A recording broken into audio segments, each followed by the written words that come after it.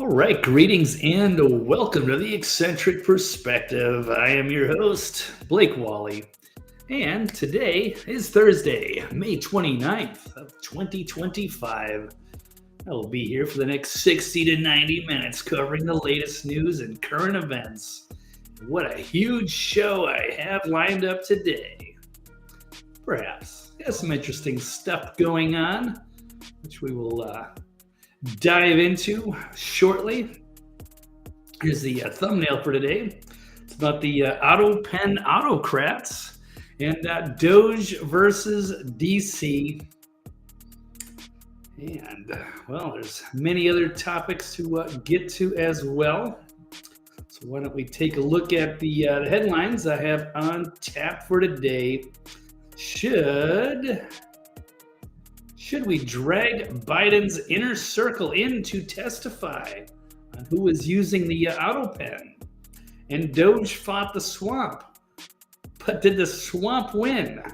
Or however we want to put that. It's like the, is it the John Cougar Mellencamp song? I fought the law and the law won.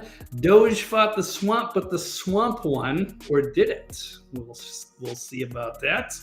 How about, should we reveal payment sources for the social media journalists?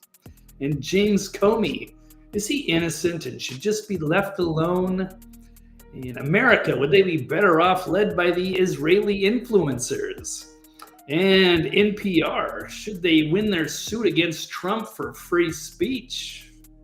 And finally, Nashville mayor, is he a hero for assisting immigrants?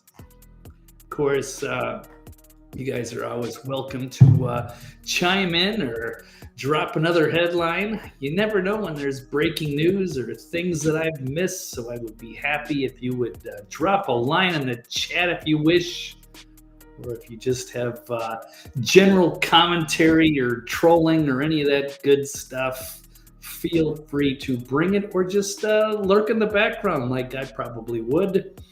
But it's all good, up to you. And that's all I've got for the opening announcements. So why don't we run the intro and we'll get started on the other side with the headline and go from there. Here we go. Boom.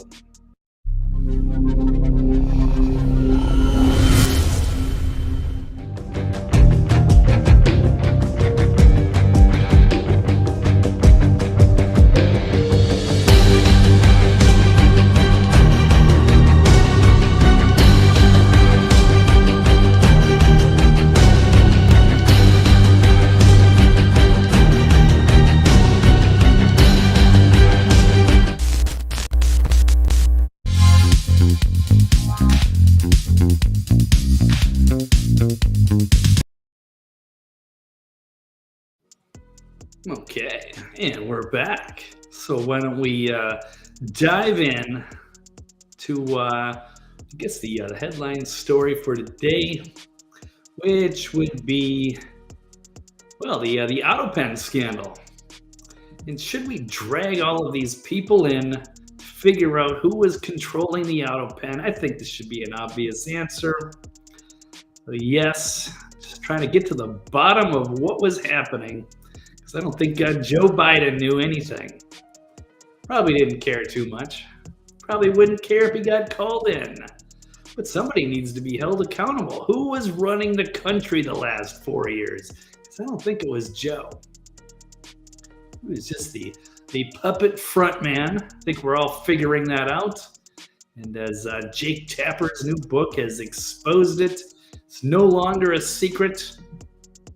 Now it's just a matter of finding out who was operating things on his behalf.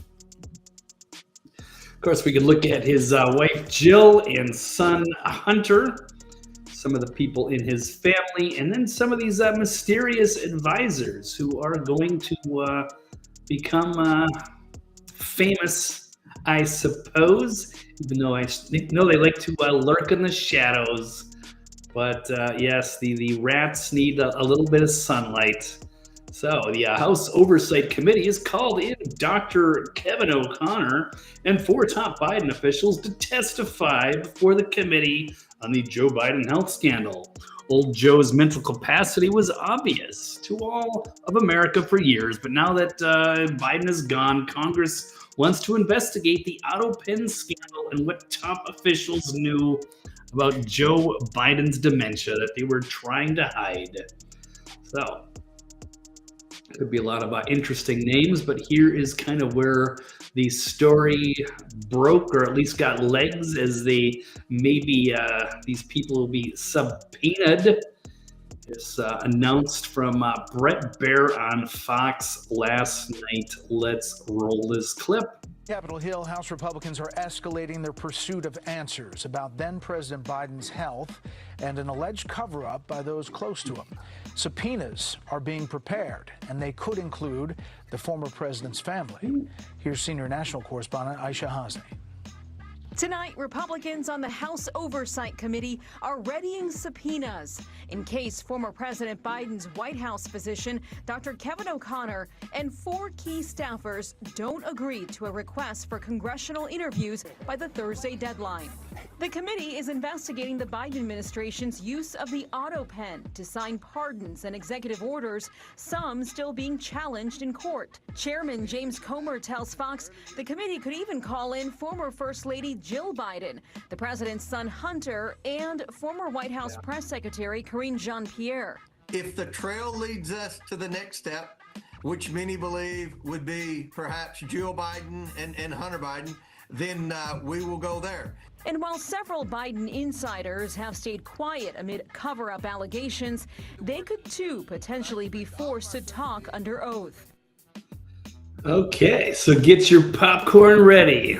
Get prepared for all of the rats turning on each other, playing the blame game. Because no one's going to want to go down for this, but heads need to roll. This is a monumental scandal. Yes, hey, Kenneth B. in the house. Hearing that Autopen appended, I can't even say that.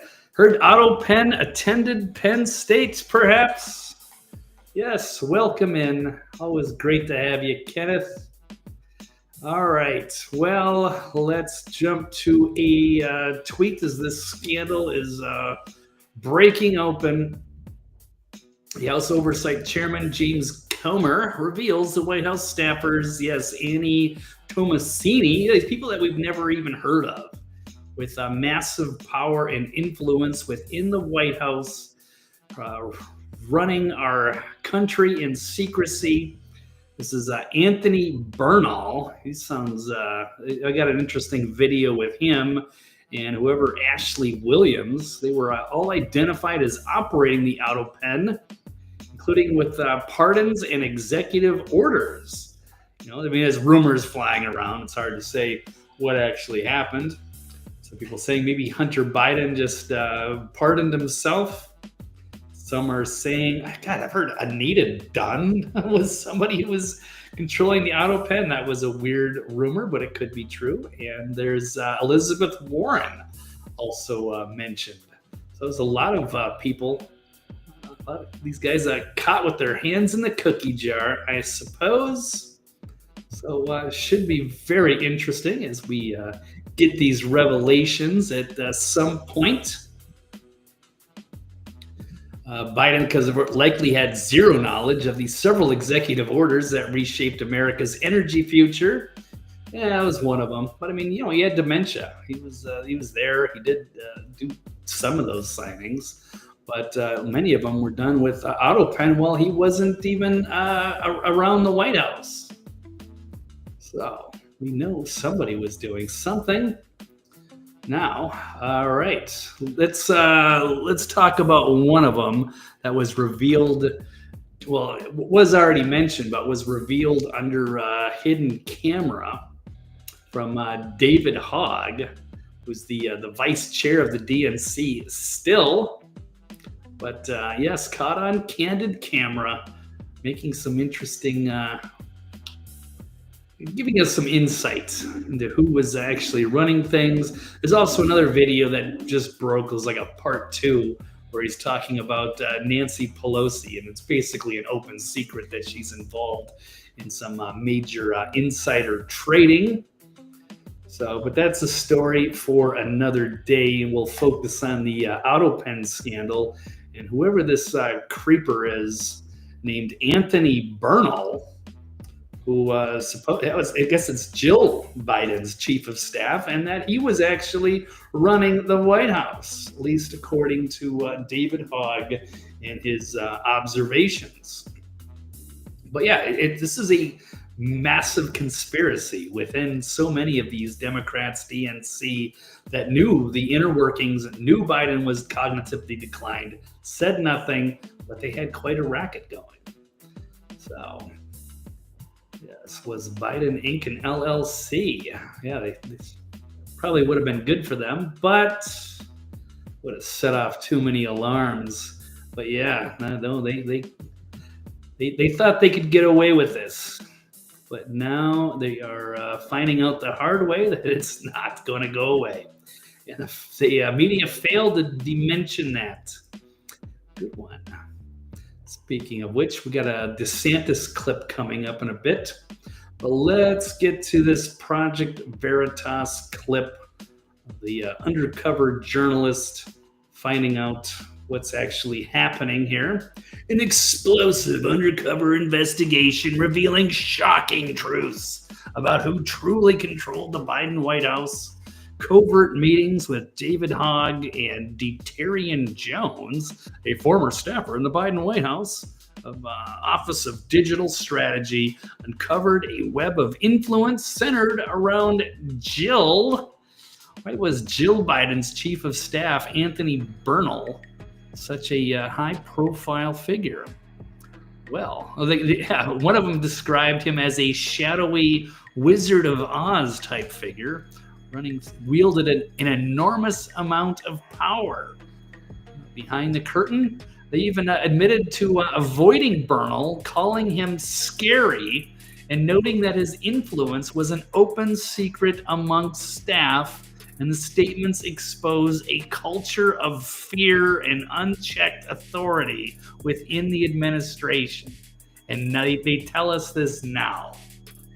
You can only imagine what would have happened had they just locked up Trump and not had a debate, and they could have had Biden win the second term, and they'd still be using him in his Autopen, and we'd still be, I guess, under the rulership, the Autocrats, if you will, of Anthony Bernal. Okay, well, here he is. Let's watch this clip. Yes, nice to meet you. Yeah. Off the record, of course. Off the record. Foundational question for me is how corrupt is the DNC if so many people knew, or few people knew about? Corrupt is the DNC still, and they were as bad as they were in 2016 with dirty Debbie Wasserman Schultz, who had to step down. So many others in the scandal of trying to, with their super delegates, and rigging the election for Hillary over Bernie. And it's only gotten so much worse. In fact, they got rid of Seth Rich, and there's a couple other guys, I forget their names. There is some evil going on within that organization here. So it's good to get this, even if it had to be through hidden camera. So here we go. Well, the president of the United States. I mean, I think the fact of the matter is the DNC is always going to be like a campaign arm of the president, ultimately. It's a cancer on our country. Okay. The bigger issue was like the inner circle that was around Biden. That's it. And I can't stress to you enough. Like Jill Biden's chief of staff, had an enormous amount of power. Jill Biden? Jill Biden's chief of staff. That was like an open. President's wife was, biggest influence here. Secret of that. I would avoid him. He was scary. What was his name? Anthony Bernal. I've never seen him. Exactly. What do you mean? Yep. Who can raise your hand if you heard of Anthony Bernal before a few days ago? He's just like a shadowy Wizard of Oz type figure. That's what made him so I knew how he looked. I'm like, the general public wouldn't know how this man looked. But he wielded an enormous amount of power, and I can't stress to you how much power he had in the White House. So, unbeknownst to everybody, Anthony Bernal was the most powerful man on the planet. If it's the president, he's basically the acting president over Biden, the puppet master. It's crazy. The DNC and say, yeah, the Wizard of Odd. Definitely. Oh, I like this one here, Kenneth. That's a good one. The creep of staff. Yeah. I'm gonna steal that one. Creep of staff. Well done.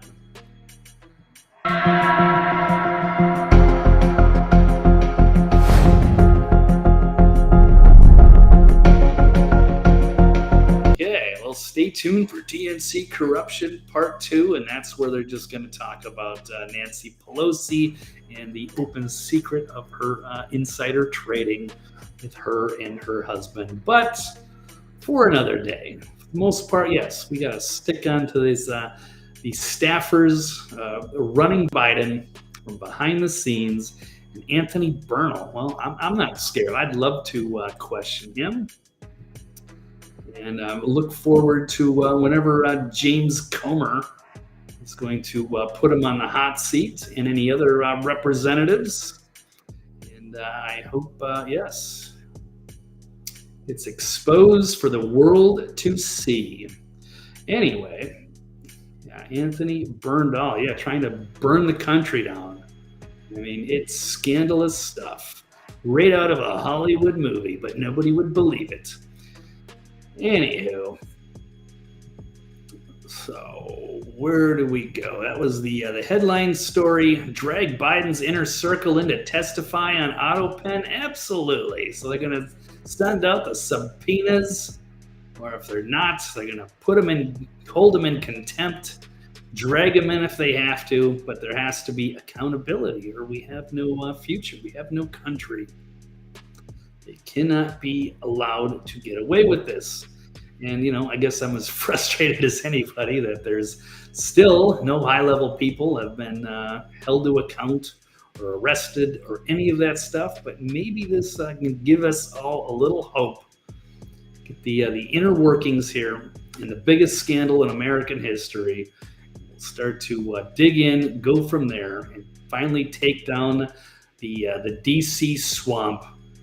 But that will, why don't we we'll segue that into the next story. The DOGE fought the swamp. But the swamp won. At least that's according to, yes, Ron DeSantis, who I just mentioned there.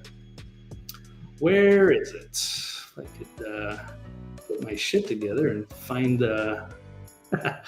which tab I'm on, that would be tremendously helpful. Okay, here we go. This is out of InfoWars. Governor Ron DeSantis reacting to the big, beautiful bill. DOGE and Elon run a collision course with the swamp. DOGE fought the swamp, and so far the swamp has won.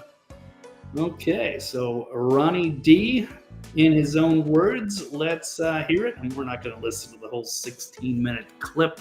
I'm sure it's mostly Alex Jones analysis, but we'll hear Ronnie in the beginning. Let's see what he's got to say. Elon Musk went into this DOGE effort. He was getting lampooned. I mean, like, they're firebombing his Tesla dealerships. Media smearing him relentlessly.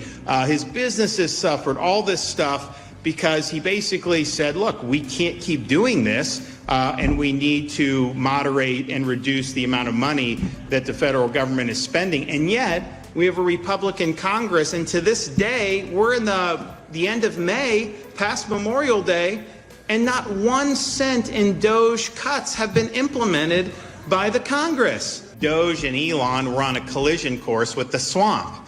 And the question is, what would happen? And I don't think there's any question that DOGE fought the swamp, and so far, the swamp has won. Disappointed to see the massive spending bill, frankly.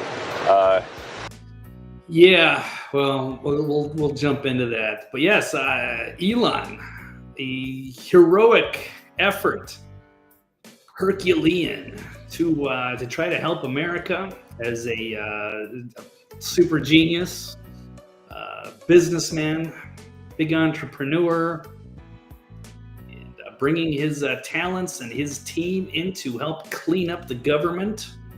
His business perspective approach, and might have been all for naught. I don't know.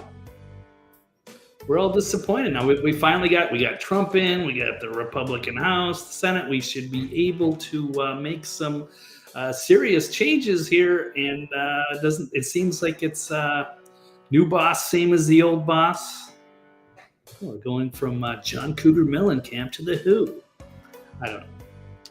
Anyway, disappointing. I know a lot of people are, and there's a lot of controversy going on, a lot of infighting, which is going to lead to the next topic.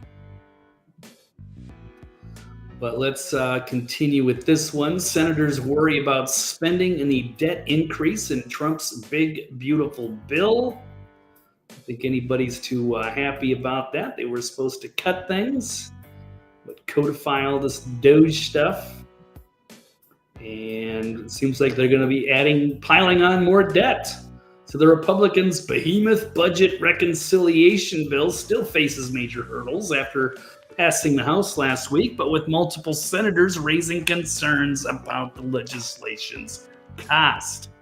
So the One Big Beautiful Bill Act, in its current form, hikes the debt ceiling by $4 trillion and funds large swaths of Trump's tax, border, energy, and defense agenda, including codifying Trump's 2017 tax cuts.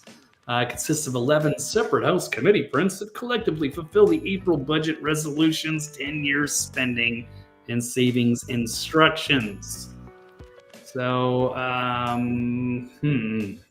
I don't want to get into all of this technical speak here, but they don't seem to be cutting a whole lot.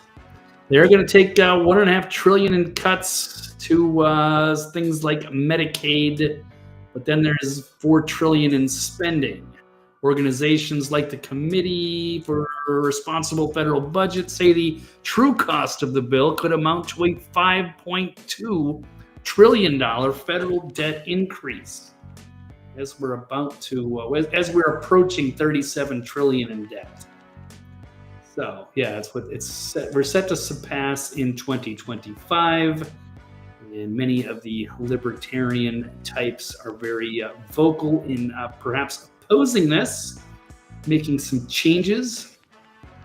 Rand Paul, one of those voices, and Thomas Massie also being prominent as well in warning about this. And it's created quite a firestorm on Twitter as well, with the libertarians and the MAGA people. And there's some good points here. And it's disappointing. This is not what we wanted to see. We have the right personnel and the ideas to make some big things happen, especially with Elon there, and all the work that he did with DOGE and all the damage he suffered to his businesses and Tesla and so much, and all of the backlash. Was it worth it? So Elon Musk has now announced he is stepping down from the Trump administration as his special government employee, as advisor on cutting costs and combating fraudulent spending. And in his post, he stated, "As my scheduled time as a special government employee comes to an end, I would like to thank President Trump for the opportunity to reduce wasteful spending. And the DOGE mission will only strengthen over time as it becomes a way of life throughout the government." I certainly hope so. If we get the right people in there that will actually care about taking care of us. There's the tweet. And we'll get to that clip that I did begin. But he's disappointed with Trump's big, beautiful bill and saying that it undermines the work of DOGE. So let's finish off that clip that began on the DeSantis video here. Let's in its full entirety, which is only 32 seconds.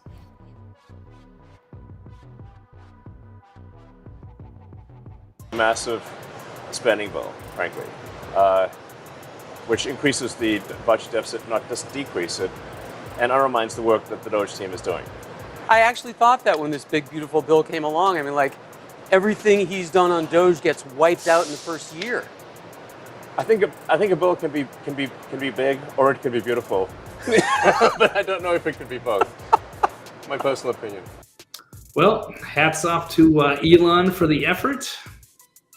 But I guess the swamp is too big. Just don't know if we can curb their spending. They don't listen to us. It's not about we the people serving the constituents. It's they serve themselves, spending us into oblivion and saddling future generations with impossible amounts of debt. Yes, Kenneth, it seems to be a swamp thing. We have once again, at least so far, Ronnie Delightful. It's gone from Doge to done. Noble effort again. But all right. Well, I guess he can. Yeah, it's good for him. He can go mind his own businesses, I guess. It's just it's a shame there couldn't be more done. There was such good momentum like a month or two ago, and it seems like it's just all gonna be erased. So what did we gain out of any of this? I don't know. What else do we have? Betrayal. Elon Musk explodes on the Trump spending bill, claiming the DOGE team is being treated like whipping boys. Tesla CEO spoke to press outlets, unleashing harsh criticism of Trump's $3.8 trillion spending bill. So, yes, he's saying it undermines the work the DOGE team is doing. And he was disappointed in the massive spending package, which is now is increasing the budget deficit after he's trying to save so much money. And then we just spend a bunch more. And now Trump is also going to be responding after Elon criticizes the big, beautiful spending bill. Let's check out part of this clip. Mr. President, Elon Musk in a television interview criticized the one big, beautiful bill, saying he was disappointed it didn't cut enough, essentially, that it undercut the DOGE efforts. What's your reaction to that? Well, the reaction's a lot of things. Number one, we have to get a lot of votes. We can't be cutting. We need to get a lot of support, and we have a lot of support. We had to get it through the House. The House was. We have no Democrats. If it's up to the Democrats, they'll take the 65% increase. If that doesn't get approved, this country is going to have a 65% increase in taxes and lots of other problems, big problems, almost bigger than that. But we'll have a 65% increase as opposed to the largest tax cut in the history of our country. We will be negotiating that bill, and I'm not happy about certain aspects of it, but I'm thrilled by other aspects of it. That's the way they go. It's very big. It's the big, beautiful bill. But the beautiful is because of all of the things we have. The biggest thing being, I would say, the level of tax cutting that we're going to be doing. We're going to make people really be able to. We'll have the lowest tax rate we've ever had in the history of our country, and tremendous amounts of benefit are going to the middle-income people of our country. Yeah, I mean, there are going to be some good benefits if they can, get rid of taxes on tips or Social Security, or God, if they could get rid of the IRS, that would be fantastic. There are some positive developments, things to be taken out of this. But yeah, I think this should be absolutely debated, and maybe they should send this back to the House and maybe cut some things out or separate the bill somehow, but not necessarily pass it the way it is. Again, it's a nice effort, but if it's just going to add trillions, I mean, what's the whole point? So, yeah, don't mess with the bill, perhaps. So some of those people are being criticized. Trump has been calling out Thomas Massey about that, being grandstanding. and threatening to primary him. Also not happy with Rand Paul, I'm sure, which I guess can lead me to the next topic, that revealing payment sources for social media journalists. That would get into right here, Thomas Massie demanding social media influencers reveal their secret payment sources after angering MAGA. So here's where the infighting is getting good. So Representative Thomas Massie, the principled libertarian Republican out of Kentucky, launched a scathing attack on social media personalities demanding transparency about alleged hidden financial arrangements that may be influencing political discourse across multiple platforms. Congressman took to this to X and called out what he described as the paid grifters operating across various online platforms without proper disclosure of their funding sources. And it is the quote, "If we're going to have campaign disclosure laws at all, the paid grifters on X and other platforms should be required to disclose who's paying them to influence elections." So he's, you don't have to like him, but you got to respect he's principled.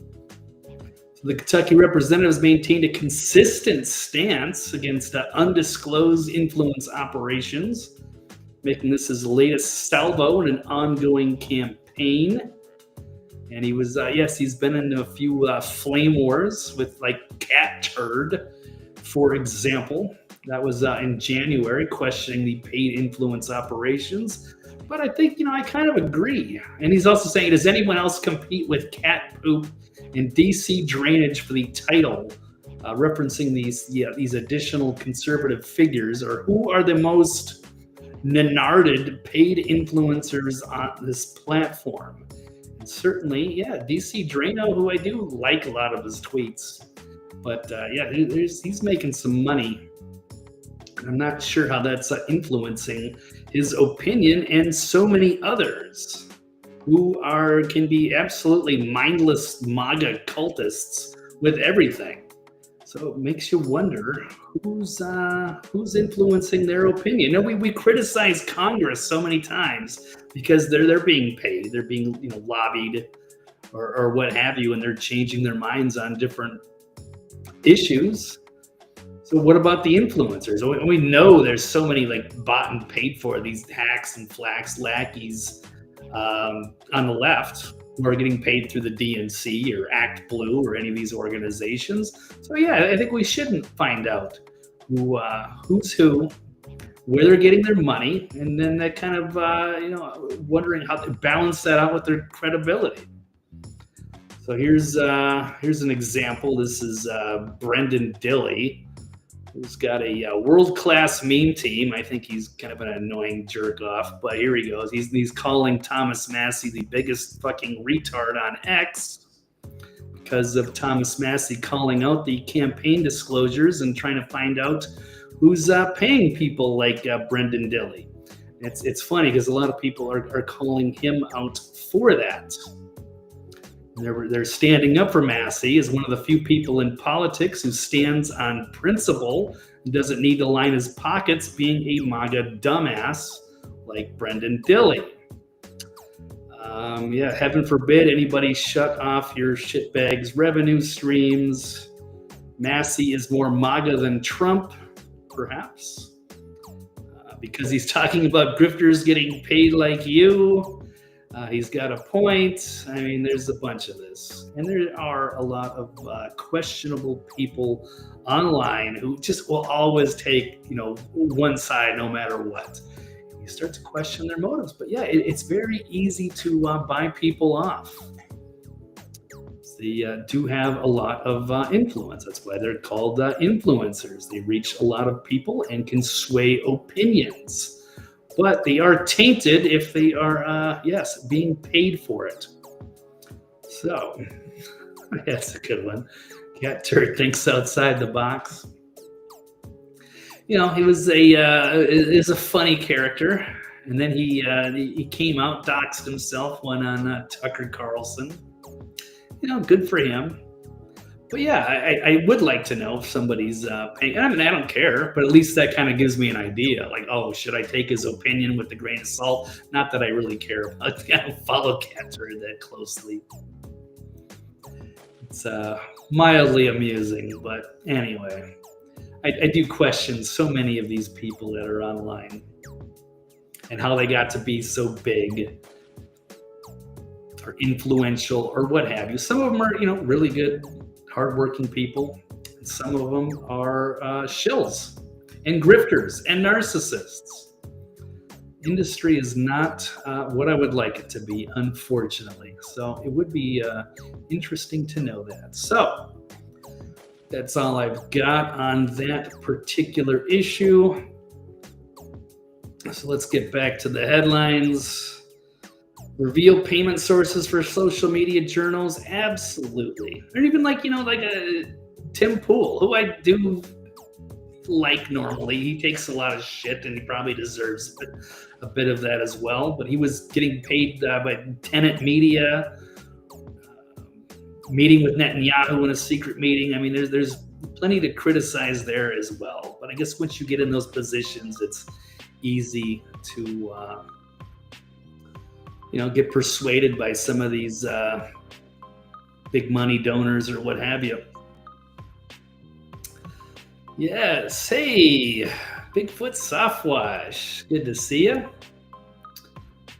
Glad you could make it. Doing well.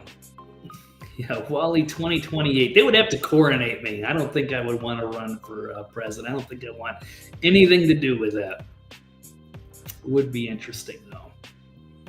I used to think so, but I don't know if I could handle that. The 24-hour job. But if I could be on like a Elon, be like some sort of advisory role somewhere, be part of a think tank somewhere, that would be pretty cool. But being the actual president, going through the campaign, all that, I don't know if I can handle all that. But it's fun to imagine. But sure. Thanks for the endorsement. All righty. No, we'll let JD Vance. He's built for that. Or even Ronnie D. As long as he's not being influenced too much by the neocons. All right, so let's get to the next topic. That would be James Comey. Is he just an innocent, poor old grandfather? Or is he innocent, should be left alone? Well, there's a new bombshell just brought out by Dan Bongino, who's also been under fire lately. Oh, although I did forget to mention in that Trump video that I ran, it was Judge Jeanine Pirro in the background. She's getting a nice little promotion in the government. So she's pretty fiery. We're optimistic about what she could do, because many people are kind of losing their faith in Pam Bondi and Kash Patel, and surprised that Dan Bongino seems to be crumbling on the Epstein front. We'll run a clip there. But it is, maybe Wally for press secretary.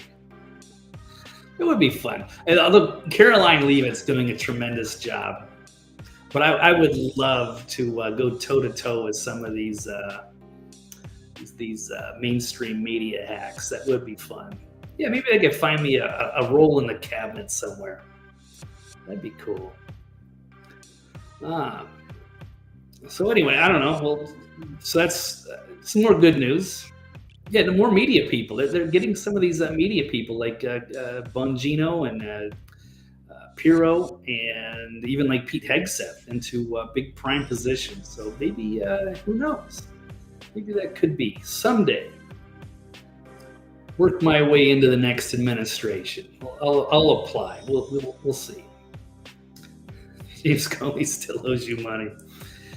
Yeah. Well, he could be in a lot of trouble. There is a very interesting announcement here made from Bongino. The good news, he announced a discovery of an entire room full of mishandled and hidden evidence from Comey's FBI. He says, wait till you read the stuff that's coming out. you're going to be stunned. So this is going to have to go through a declassification process. But Bongino is basically saying to expect some bombshells as soon as that's done. So James Comey had intentionally mishandled and hidden evidence from the American public in a secret room in the FBI headquarters. But the contents would soon be known to the public. So why don't we just run this clip here where he will discuss it in his own words. Wait till you read the stuff that's coming out. Does he still have loyalists in the building? Because when I hear the FBI director saying, you guys are finding boxes that are hidden, okay, how does that happen in the Bureau? Well, we were there a couple of weeks, and luckily there were a lot of people up there who grabbed us by the arm the minute we came in and said, thank you for being here. You know, we need to talk.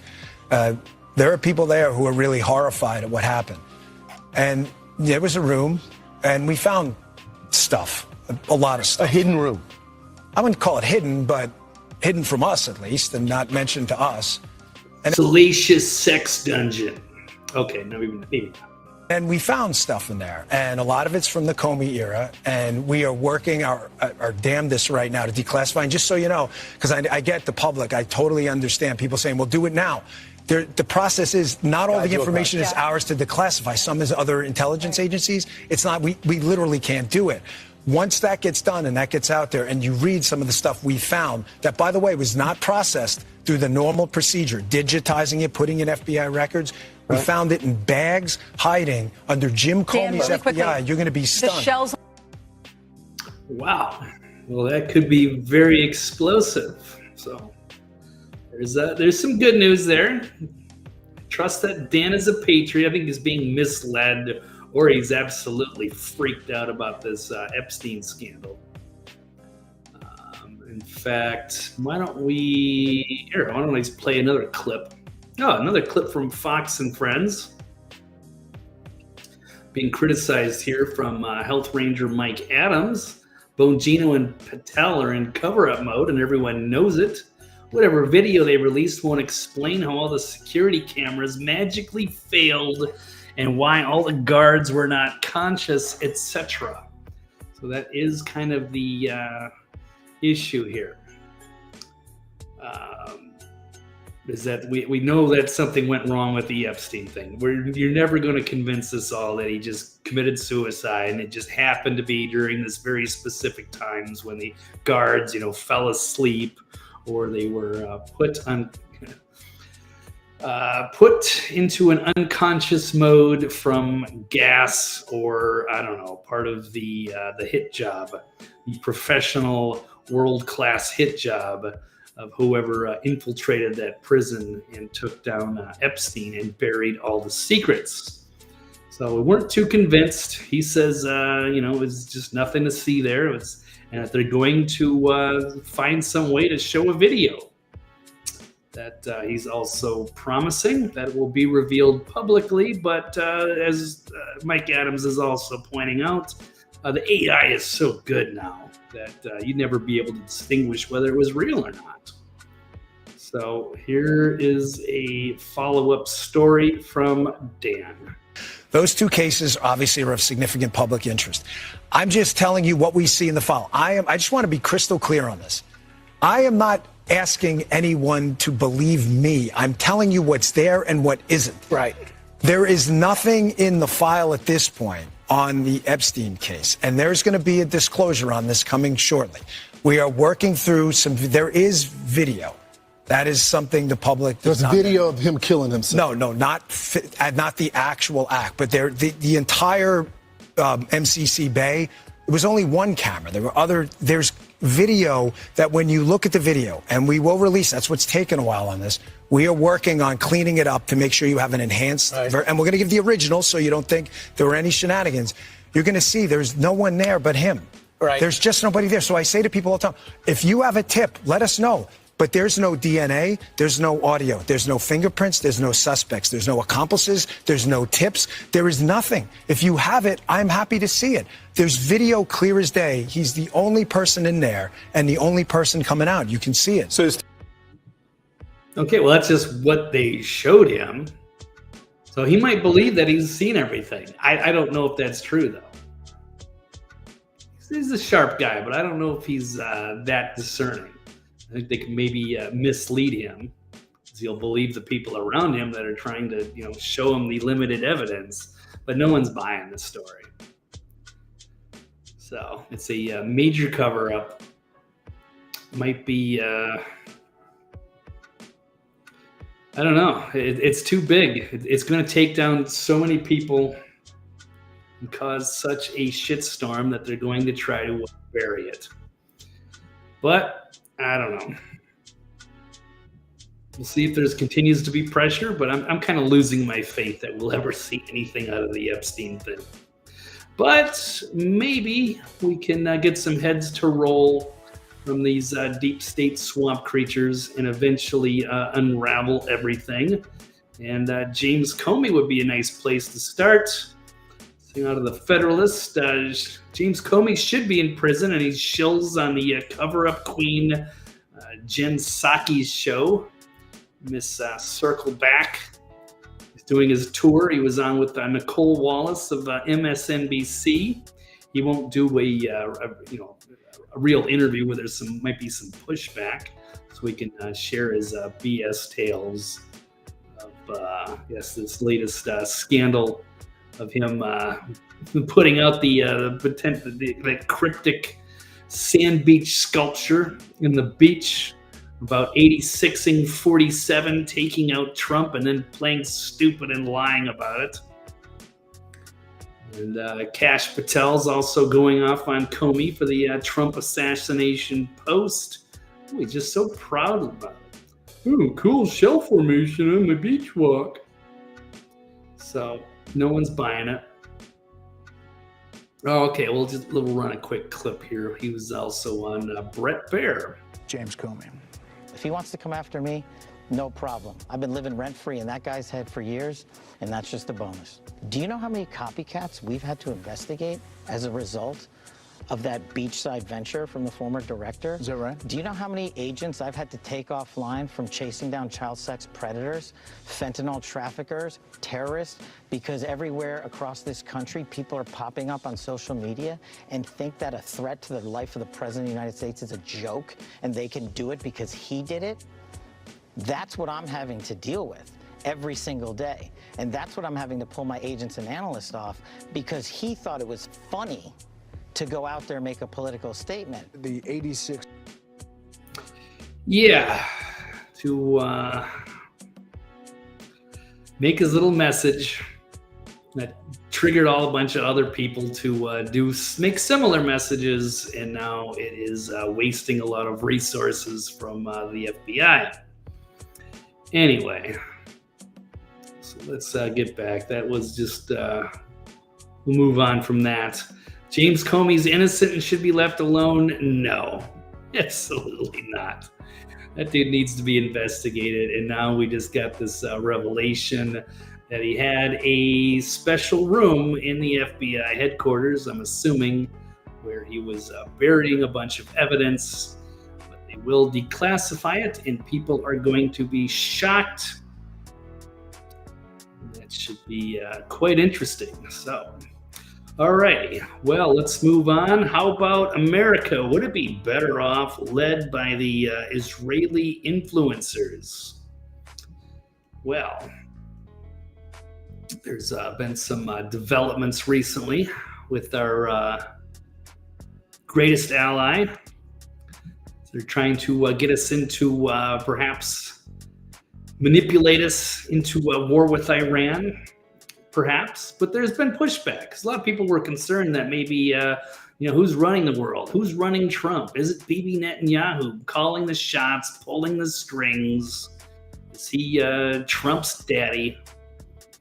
But maybe it's not. No, the buck stops with Trump, and he's kind of shrugging him off, which is good to see. I think, at least in my opinion, but I could be wrong.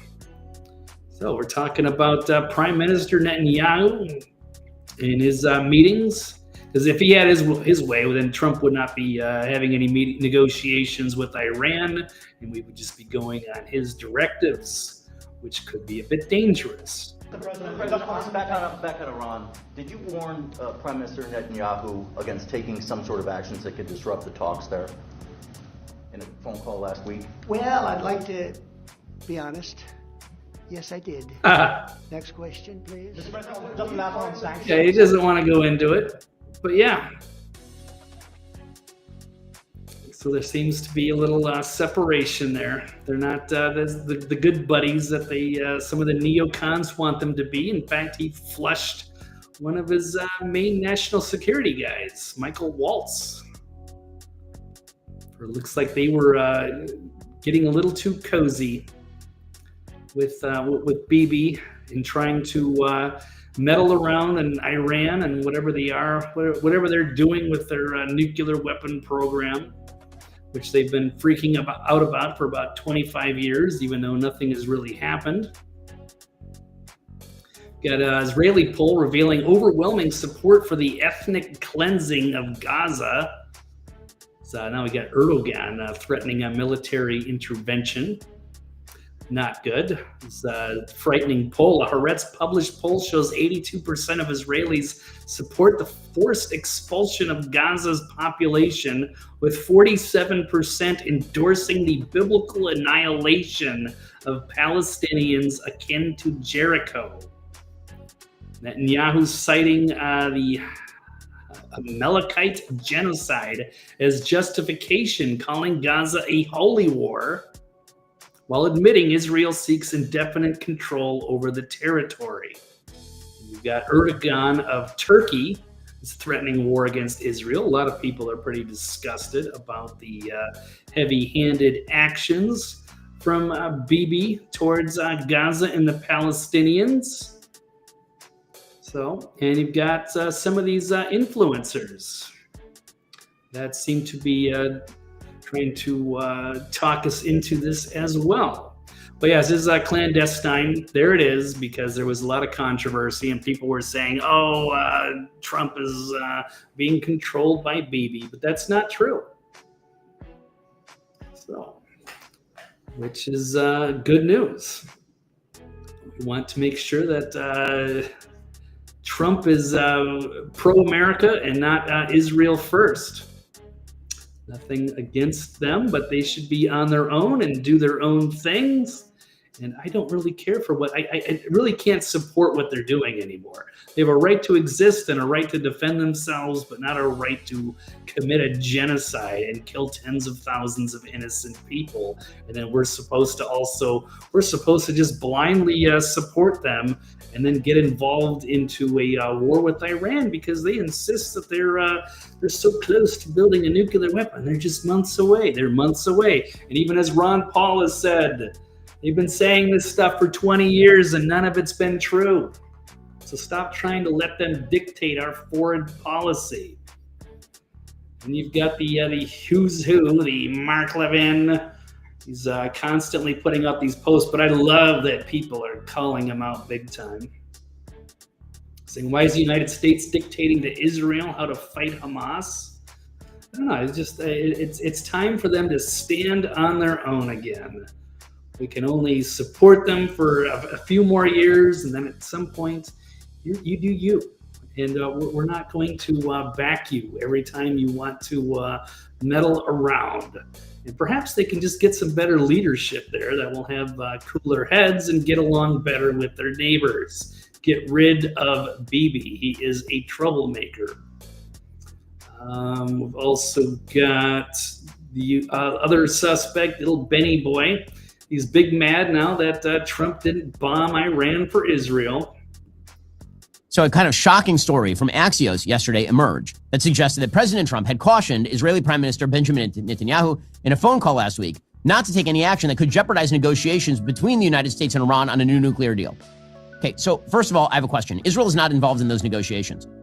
So why should Israel hold off? Real question.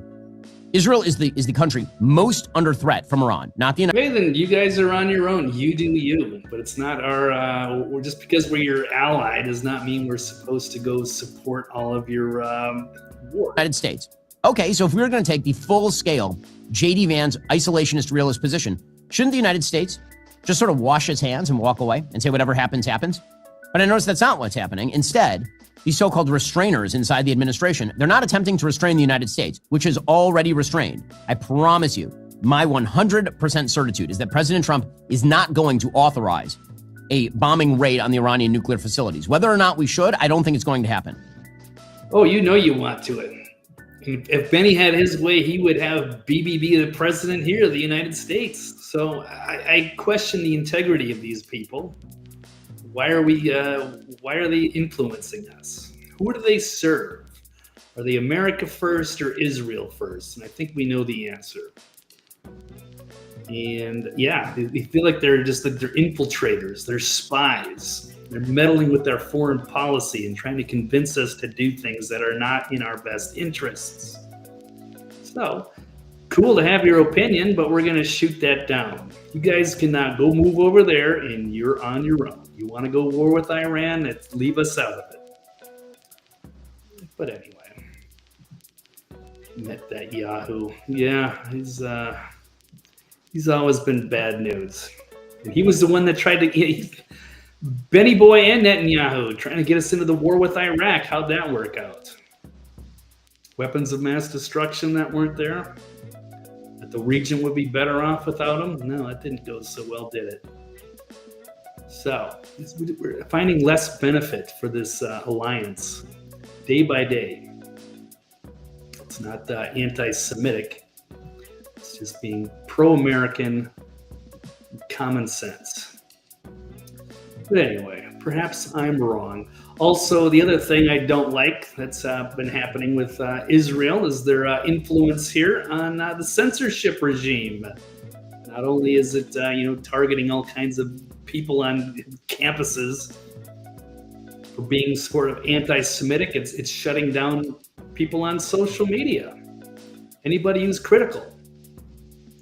And yeah, that shooting last week was horrific. There's no justification for killing those two innocent, that young couple by the Israeli embassy that just fired everything back up again. It's the last thing we need. Not helping the cause, but now it's giving another excuse to go crack down on anyone who's criticizing the country of Israel in their foreign policy. Anywho, we'll move on. I hate talking about it, but got to. All right. Roll my sleeves up and jump in. All righty. Well, let's move on to the next topic. I guess got a couple of quick ones, and then we'll call it a day. Make a little quicker show. Get the weekend rolling. So what do we have left? That would be, well, how about this? America would be better off led by Israeli influencers? Absolutely not. We'll be in war with Iran before you know it. Be leveling out Gaza, and they'll be censoring everybody on social media. It would be a disaster. So, all right, next, NPR. Should they win their suit against Trump for free speech? So here's a crazy development. We've got NPR suing the Trump administration on First Amendment grounds. Do they think they have a right to our tax dollars? So earlier this month, Trump signed an executive order ending the taxpayers' subsidization of National Public Radio. And conservatives have been calling for this for years.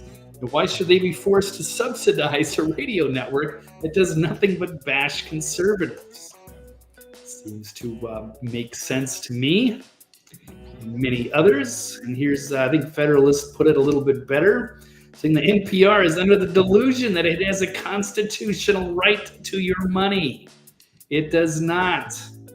So they filed a delusional lawsuit against the Trump administration, arguing that it does have a constitutional right to your hard-earned money. The suit brought by NPR and 3 Colorado-based public radio stations alleges that Trump's executive order cutting federal funding to NPR and PBS violates their rights to free speech, as well as provisions of the Public Broadcasting Act. So they're playing the victim here, but let's check out this. I know there's a tweet from the rising star Brandon Gill, congressman of Texas. Put it very nicely here. It just says NPR has a right to free speech, but it does not have a right to our tax dollars. Yeah, I think that's, I completely agree with there. Yeah, I don't care. NPR can go do its own things, but they've been exposed as being very blatantly biased and extremely left-wing. They've been wrong on a number of stories. They've pushed a lot of propaganda. And if people want to fund them, go for it. Just do it like everybody else. But you're not going to give you tax money. Give me a break. They had a good run, but it's time to cut that beast off and starve it. So you're on your own. If your people like your news, they'll support it. If not, you can go away like the dinosaurs and die off. All righty. Well, last topic of the day. Quick one. Uh-oh. What happened? I have a glitch here. Might have a glitch. I don't know. Something is off. Okay. I criticized the wrong people. What happened? I don't know. It seems like things are a little bit frozen. Okay, maybe it's fixed now. Oh, goody. All right, last topic. Nashville mayor, is he a hero for assisting immigrants? So this is crazy. I didn't cover it Tuesday. I'm letting this simmer and develop a little bit more, but this is crazy. Now it's in my backyard as I am officially a Tennessean. I now live in the Nashville metro area. This is pretty fresh. It's nice to be in a common sense red state, if you will, of some of the craziness, as I'm from the Twin Cities, very blue, Los Angeles, Austin for a time, and now I'm in Nashville, which has been a nice change of scenery. But I guess there's a crazy mayor here who is under federal investigation now for aiding and abetting illegal aliens and even doxed ICE agents. So Nashville's far left Mayor Freddie O'Connell, accused of obstruction. Looks like Mayor O'Connell was involved in some sort of, he was involved in the harboring of criminal illegal aliens in the great city of Nashville. But also just last night, his office put out the names of Homeland Security investigators and doxed ICE enforcement officers. No, they claimed it was a mistake, but that's probably because they just got caught. They're saying there's a 0 chance it was a mistake and there will be repercussions. He's aiding illegal alien gangs and helping them evade ICE. It's insane. It looks like Mayor O'Connell was involved in some sort of obstruction or the harboring of criminal illegal aliens in the great city of Nashville. But also just last night, his office put out the names of Homeland Security investigators and doxed our ICE enforcement officers. They claimed it was a mistake. There's 0 chance it was a mistake, and there will be repercussions. Our ICE enforcement officers are already facing a 400% increase in assaults against them, and he's essentially handing over intelligence to these criminal gangs so that they can target our ICE enforcement officers. It's wrong, and it's beneath the city of Nashville, and I hope he will face consequences. Wow. Yeah, I don't think that's going to go over too well with the population here, but we'll see how the investigation goes. So Congressman Andy Ogles of Tennessee has confirmed the investigation, said they will be formally requesting all documents. Apparently, they wanted to know everything that was happening, and which was, helping the wrong people. And as they have the support of the House Judiciary Committee, and he will be requesting all the communications as amendments, an outrageous directive requiring Nashville employees and first responders to report all communication with federal immigration authorities directly to the mayor. So he's kind of gathering intelligence there from the ground. But for what reason? Why wouldn't she just be helping ICE? But there are some of these mayors, but they're usually in blue states, blue cities, that are doing this. So it's a bit of a surprise that it's happening here. Any internal discussions or documents concerning ICE enforcement actions and correspondence involving Metro employees and affiliated NGOs regarding the arrest or detention of criminal illegal aliens within the city or country. And then it's just, it's inexcusable to try to dox agents. For what purpose? Well, I guess we'll find out, and we'll see if he can clear his name.